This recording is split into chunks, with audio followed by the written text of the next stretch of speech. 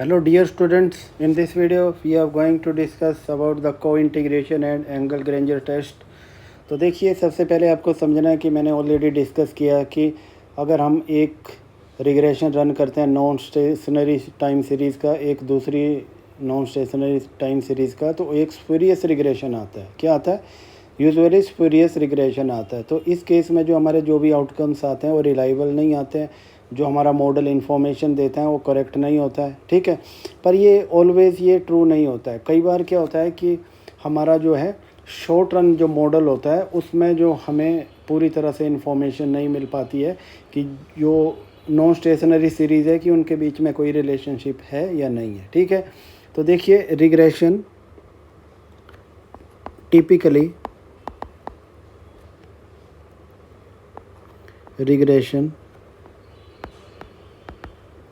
regressions of one non-stationary time series on another non-stationary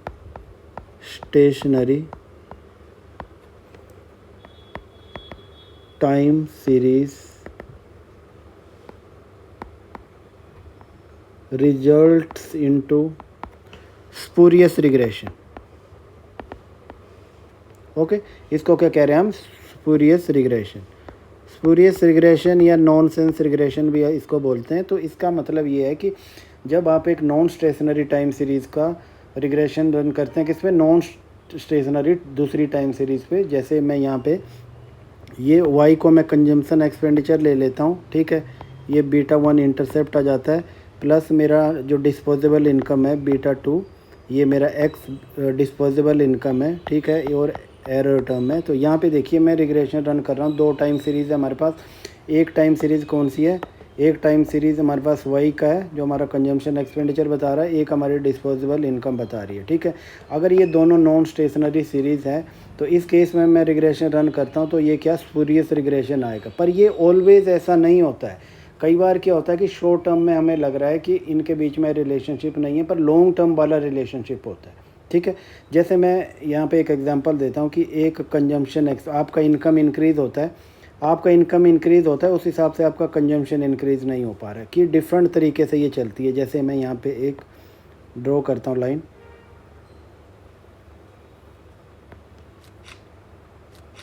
जैसे ये series मेरी जा रही है, मेरी इनकम चल रही है, ठीक है, और ये सीरीज़ कुछ ऐसे जा रही है। ये मेरा कंजम्पशन एक्सपेंडिचर है, ठीक है, ये मेरा कंजम्पशन है और ये मेरा क्या है? ये इनकम है, ठीक है। जैसे जनरली कई बार क्या होता है कि लोगों की सडन इनकम इंक्रीज़ हो जाती है, तो उसके बेसिस पे वो अपना कंजम्पशन एक्सपेंडिचर इंक्रीज़ नहीं कर पाते, क्योंकि उनको हैबिट ही नहीं होती उस तरह का कंजम्पशन करने की, ठीक है। पर over the period of time क्या हो गया कि जैसे इनकम बढ़ेगी कंजम्पशन भी बढ़ेगा, दोनों में एक अलाइनमेंट आ जाता है, ठीक है। तो इसको क्या कह रहे हैं? को integration. Over the long run में वो को इंटीग्रेट करते हैं, ठीक है। तो शॉर्ट रन में डेविएशन हो जाता है। तो यहाँ पे क्या हो जाता है? Short run deviation, okay,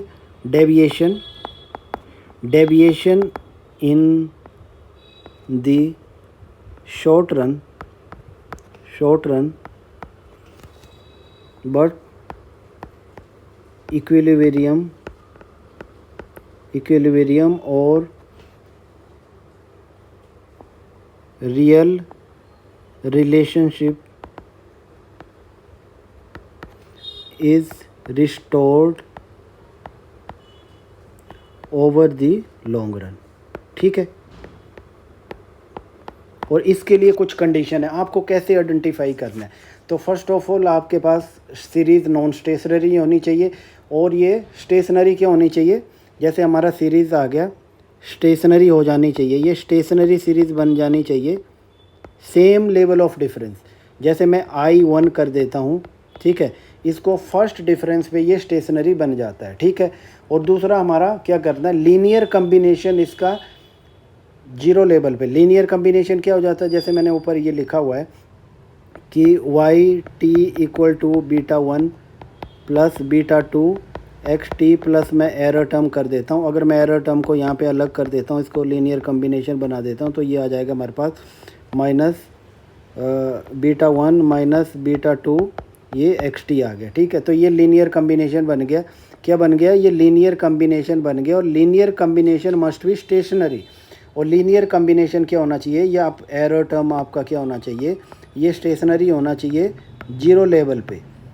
okay, तो पहली कंडीशन क्या आ गई? आपका जो भी सीरीज़ है वो आपकी सेम लेवल पे, सेम ऑर्डर पे स्टेशनरी होना चाहिए, जो कि जनरली 1 लेवल होता है। और सेकंड है आपका जो एरर टर्म है या लीनियर कम्बिनेशन है, वो आपका लेवल पे ही है, 0 ऑर्डर पे ही या लेवल पे स्टेशनरी होना चाहिए। तो ये 2 कंडीशन सेटिस्फाई हो गई, तो समझो कि वहाँ पे को इंटीग्रेट 2 सीरीज़ कर रही हैं। ठीक, क्या कर रही है? ये को इंटीग्रेट कर रही है। ये चीज़ आपको ध्यान में रखनी है। ठीक है, आगे मैं बताता हूँ कि टेस्ट को कैसे यूज करना है। तो टेस्ट हमारा कौन सा है?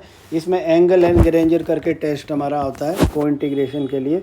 ठीक है, तो एंगल एंड ग्रेंजर वाला टेस्ट है, इसको मैं ईजी ऐसे शॉर्टकट में लिख रहा हूँ। तो इसमें क्या है कि जैसे मैं फॉर एग्जांपल मैं ऐसे रन कर रहा हूँ मैं, ठीक है, कि अगर हमारा y जो है फॉर एग्जांपल इक्वल टू, ठीक है, इसको मैं करूँगा बीटा 1 प्लस ये बीटा 2।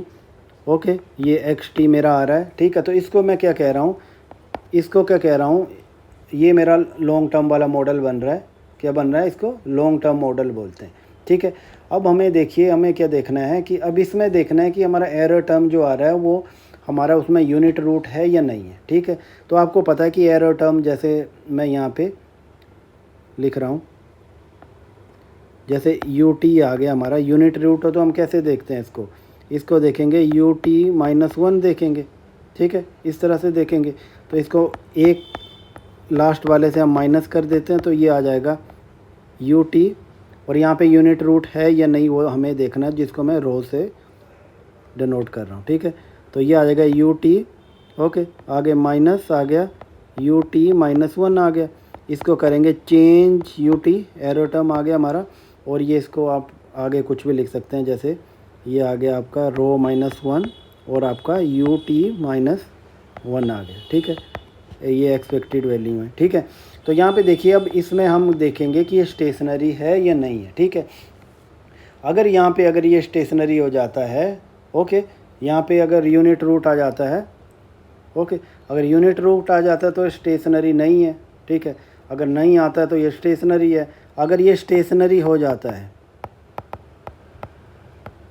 इफ़ ये जो एरर टर्म है स्टेशनरी है, ओके, देन को इंटीग्रेशन एग्जिस्ट। ठीक है, ये जो हम पहले से करते हैं, किस तरह से हम एरर टर्म को हम कैलकुलेट करेंगे, ये करेंगे। ठीक है, अगर आपको ई व्यू में आप देखते हैं तो ई व्यू में क्या देखेंगे? सबसे पहले आप एक रिग्रेशन रन करेंगे, जैसे मैंने कर दिया ये वाई। ठीक है, इसको आप रिग्रेशन को रन करेंगे तो ये आपका जो भी आ जाएगा, ये बीटा 1 प्लस ये बीटा 2 एक्स टी जो भी आ जाएगा। इसके बाद अब जनरेट, आपको क्या करना है? आपको जनरेट द एरर सीरीज़ आपको जनरेट करनी है। ठीक है, then test the error series, जो एरर है उस error series for unit root. ठीक है, यूनिट रूट देखना है आपको। ठीक है, फिर उसके बेसिस पे स्टेशनरी होगा या नहीं होगा, तो उसके बेसिस पे आपको पता लगेगा। ये सिंपली ये टेस्ट हमें बताता है। Okay, thanks for watching.